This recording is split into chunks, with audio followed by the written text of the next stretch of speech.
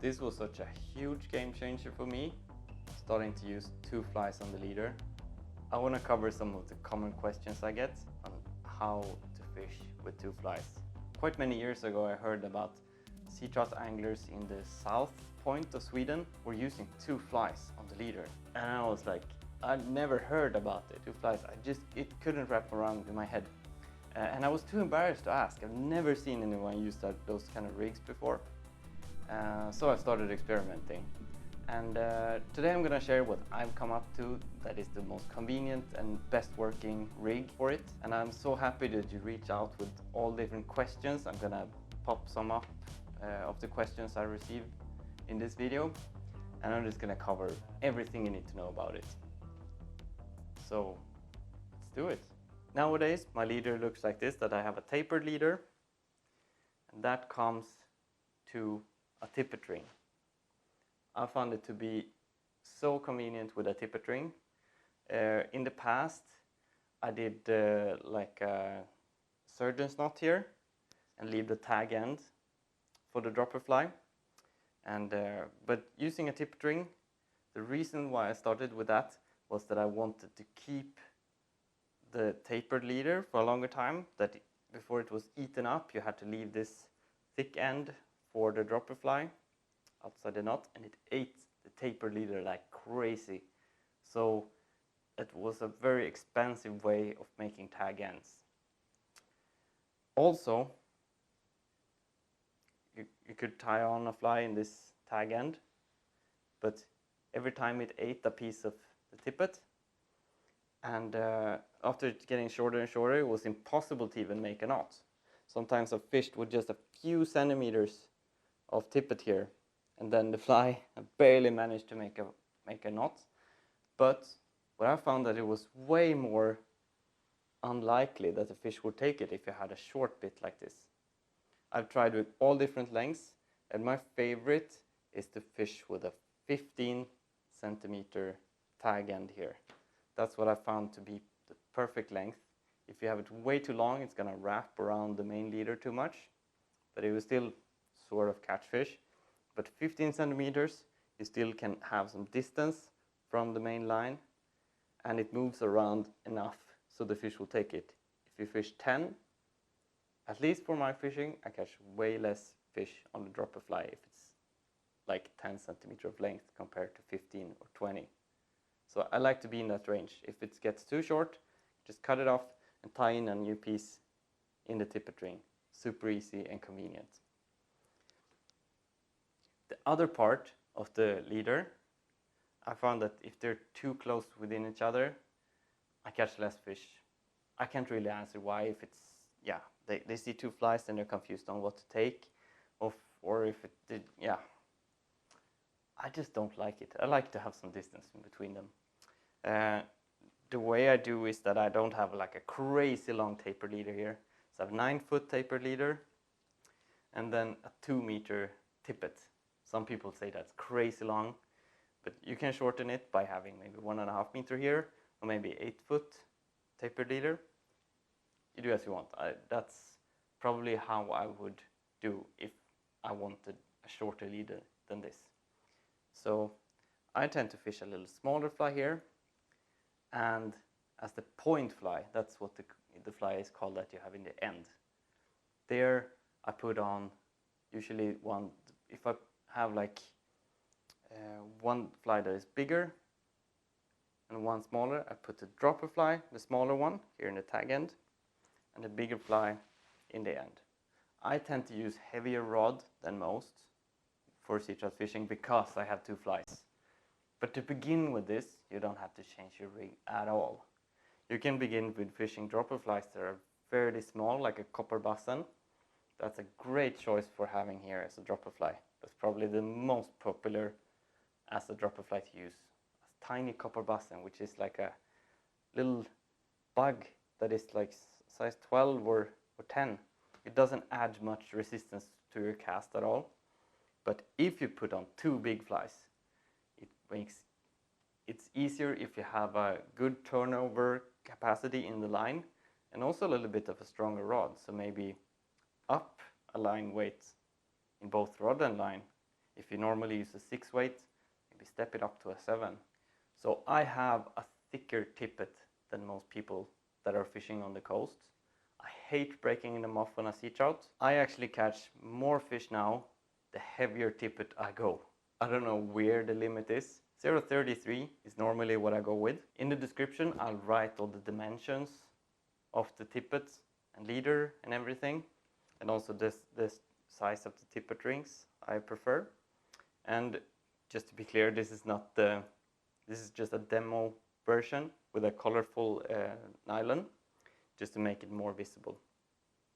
The way I fish it, I see this is a free passenger, the dropper fly. And the way I like retrieve, I just simulate how this tag and fly will behave. So if I'm fishing like a jiggy fly here, I just fish I retrieve like I used to catch on a jiggy fly, and I can promise you this will still catch. It's funny how you really are in your mind that you retrieve like to imitate certain thing, and they just go for the complete opposites. Right here.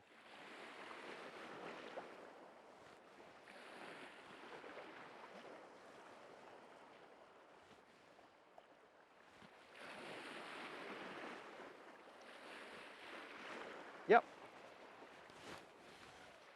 Fish on, first cast with a jiggy fly, but I think it took the mulkis. Okay.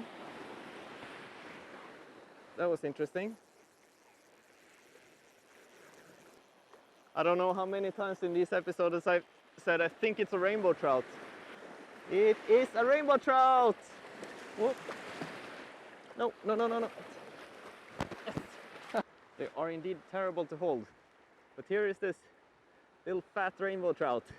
This end fly is most of the time the one that is gonna get stuck in the bottom. So that's the reason why I retrieve for this one. If you have a light fly here, you can't retrieve slow for a light fly. If you have a heavy one in the end, that's not gonna work. 2 flies presented to the fish will catch more fish than if you just use 1 fly. Well, sorry. The way I rig it, very seldom the dropper fly is causing the tangle. It's not common at all. One adjustment I made is that in between the line that goes to the end fly and to the dropper fly, I add extra line that I tie on and save just the knot, and that makes like a little distance so it doesn't go completely parallel with the line. But so it's less likely to make a knot around itself, and that's not something you want. And just to have a knot that as a distance will help to prevent that. If you want to have it sticking out even more, just put in a knot that is thicker, and that can remain there forever. So if you have an old spool of 0.45 at home, try to tie one of those on if you want to have it at a further angle. I usually, the fluorocarbon that I use for the other parts, I tie on one extra piece of that, and that's enough to get a little bit of distance. The angle is not very important, and it also varies on the size of the tippet ring. If you have a tiny tippet ring, 0.33 will make it stick out more than a 0.33 on a bigger tippet ring. So it depends on that too. Sorry if I give you the finger, it wasn't my intention. But the main question was, does it get more tangly? Well, the dropper fly doesn't cause much troubles for me. I rarely now, when I have that distance knot, get any knots around here. That seldom happens.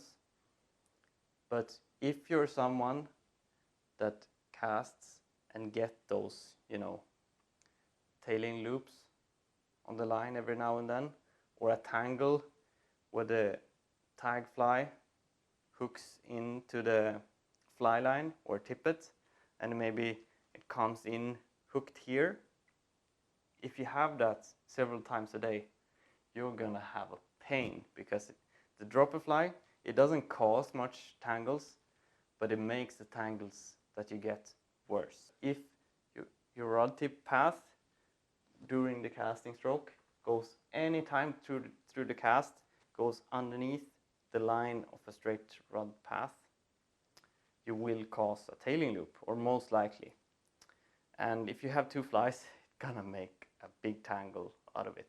Can't ever go perfect. So especially when you begin, try to overthink that you do like a convex rod tip path through, oh, I think I'm out of the screen, but convex rod tip path when you're casting. This also prevents the tailing loop. If you get a smooth casting motion and a little bit convex or very close to a straight rod tip path, you are unlikely to get tangles in the cast. Several years ago, before I had this YouTube channel, I had a blog, and there I made a blog post about this controlling the rod tip path through the air and how a tangle loop is caused. So if you want to understand more about this and read more about it, I also leave a link to that, because I still have my blog up and running, even though it's I wrote it as a as a little kid, I was gonna say, but from, I think I started when I was 20 years old until I was 25, maybe. So a little history lesson of what I did in the past as well. Hope you like it. One really good question that I got on the video I made about my entire rod and line setup was that why I was using so many different diameters. First, this was very thick, the tapered leader, and then this tag end part was slightly thinner, and then slightly thinner to that is the leader to the point fly. Why are they all different? Well, it has to do with math. If a fish will take the dropper fly, that's the most troubling, because what happens then, if it is in the fish mouth, this other fly will be hanging behind and loosely hanging. And if it's a fairly light fly and the fish is swimming fast, it's not very likely to get stuck in the bottom. And it rarely tangles into the fish either. I'm not so used to that. So it will be hanging behind, but if it's a heavy fly, it could end up, or even with a light fly, if the fish swims around the rock or something, this end fly could get stuck in the bottom. And if this leader is thinner, it should break before the line that the fish is caught in. And that happens for me sometimes. Sometimes this end line breaks off and you'll net the fish like this. And I haven't noticed it being caught in the bottom. It just happened somewhere during the fight. So if you have questions about like the connection from the fly line to the tippet, or questions like that, you can check out the video. I'll link it up in the corner.